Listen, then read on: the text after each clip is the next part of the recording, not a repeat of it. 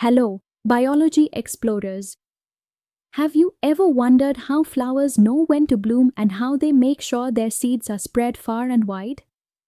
Well, today we'll dive into the fascinating world of bisexual flowers, those flowers that can reproduce on their own or with help from others. Imagine the hibiscus in your backyard or the vibrant rose. They're not just pretty faces, they're masterpieces of nature's design. A bisexual flower is like a tiny factory. It has both male and female reproductive parts, ensuring that pollination and fertilization can happen, sometimes with a little help from insects or the wind. This dual reproductive system helps plants thrive by increasing the chances of successful fertilization. Isn't that incredible? Now, let's zoom in on the four main parts of any flower. These parts come together in a perfectly synchronized system to ensure the plant continues its life cycle. Alright, let's start with the basic structure of a flower. Think of a flower as a layered cake. Each layer is vital to its structure. The first layer is the calyx, which you may recognize as the green, leafy parts at the base of the flower called sepals. These sepals protect the flower bud before it blooms. Next, we have the corolla, the showy petals of the flower, often brightly colored to attract pollinators like bees. These petals aren't just pretty, they're part of the plant's marketing team, encouraging pollinators to come closer. Then comes the androecium, which is a fancy term for the male reproductive part, the stamens. These guys are responsible for producing pollen, which contains the male gametes. You'll see the anthers atop slender filaments. The anthers are where the magic happens, as they release pollen ready to travel to the stigma of a different flower. And lastly, we have the gynoecium, the female part of the flower. This is where the ovules, the potential seeds, are housed in the ovary, ready to be fertilized by pollen. Now, let's get up close and personal with the stamen, the male reproductive part of the flower.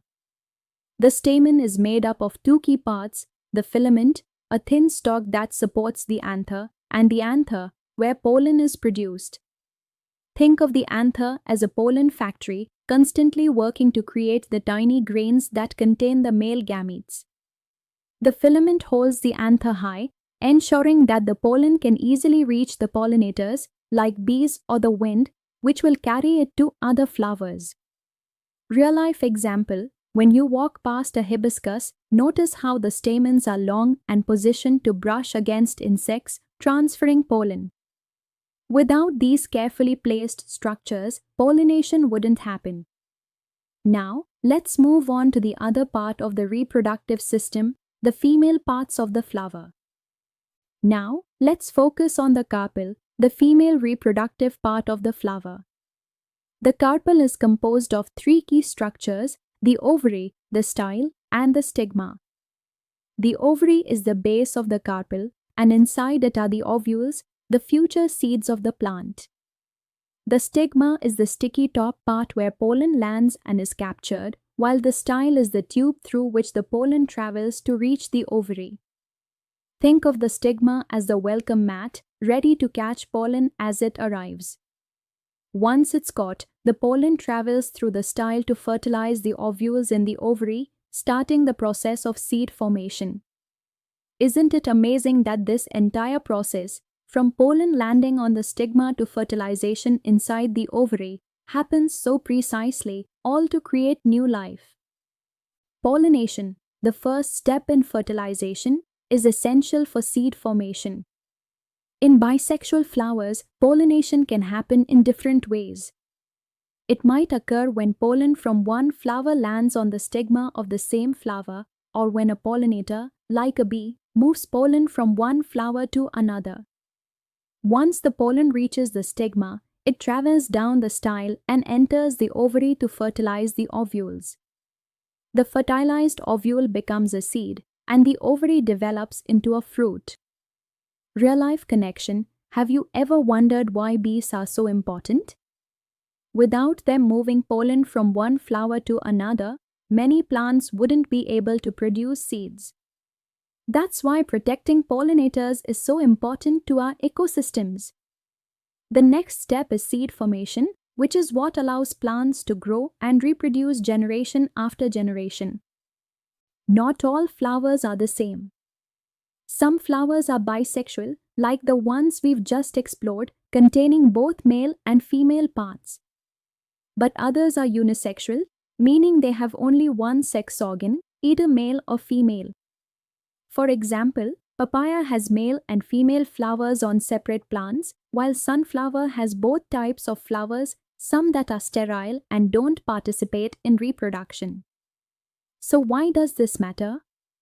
Well, understanding the different types of flowers helps us see how plants reproduce in different environments and how their reproductive strategies evolve to maximize survival. Remember, nature has many strategies to ensure the survival of plants, each one fascinating in its own right. As we wrap up, let's recap what we've learned about the bisexual flower. These flowers are nature's way of ensuring that both male and female parts are in close proximity, increasing the chances of successful fertilization.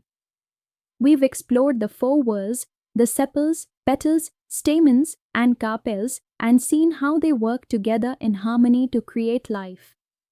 And next time you pass by a garden, remember, when you see a hibiscus or a lily, you're looking at a marvel of biological engineering designed to perpetuate life in the most efficient way possible.